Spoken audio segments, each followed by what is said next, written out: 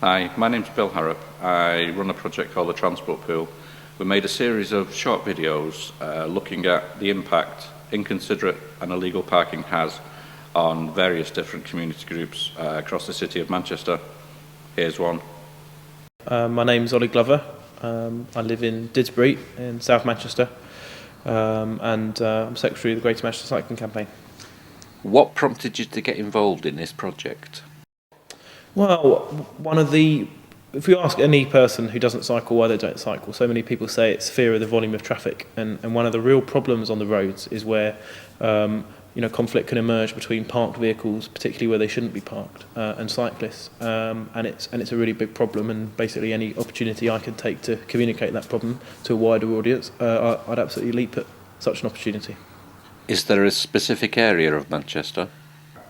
The biggest example I can think of, or sort of on my daily commute to and from the city centre, is in Fallowfield, both sort of in the Owens Park area, outside the university complex, but also in sort of Fallowfield itself.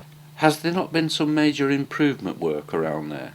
At Owens Park, they've done a pretty massive remodelling. They've put in a big bus lane southbound, with this raised, and in both directions, this slightly raised cycle lane. So in principle, it's a good idea and it's kind of a European standard. The problem is the practice of it. The raised cycle lane, it's not raised enough. There's only a little bump. It's easy for a car to go onto it. Was parking catered for in the remodelling?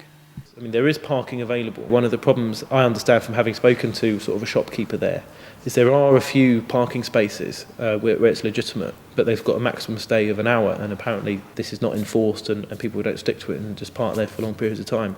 So I would say start enforcing that so that there are legitimate parking spaces that people can use.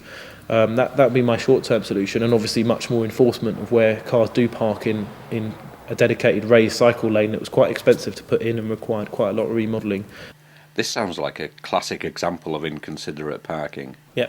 Well, firstly, I'll say I think you're absolutely right, but a lot of the time it's perhaps sort of ignorance, lack of knowledge as to the rules. A lot of people, they don't understand it's actually illegal to park in a mandatory cycle lane. But it does have a real safety impact because problem is that road users, cars and buses and taxis, whenever they see a cycle lane, they expect the cyclist to be in it. Now, by law, cyclists don't have to go in it. They can cycle wherever they like. And a lot of experienced cyclists don't use some cycle lanes because they're actually more dangerous. But nevertheless, they expect you to be in it. And if, because you're coming along a cycle lane and then you see ahead of you there's a car parked in it, you have to not swerve out, although an inexperienced cyclist would swerve out because they wouldn't have anticipated it. You see, they'd only be looking a certain distance ahead. But even for an experienced cyclist, you have to stick your arm out to indicate that you're going to have to enter the main carriageway, and particularly if the traffic's heavy and fast moving, they won't expect you to be doing that, and you can come into conflict there. If you could change one thing, if they're going to go the raised cycle lane, they should have made it properly raised, i.e. actually put like sort of a curb's height thing and that wide to actually separate it from the main carriageway.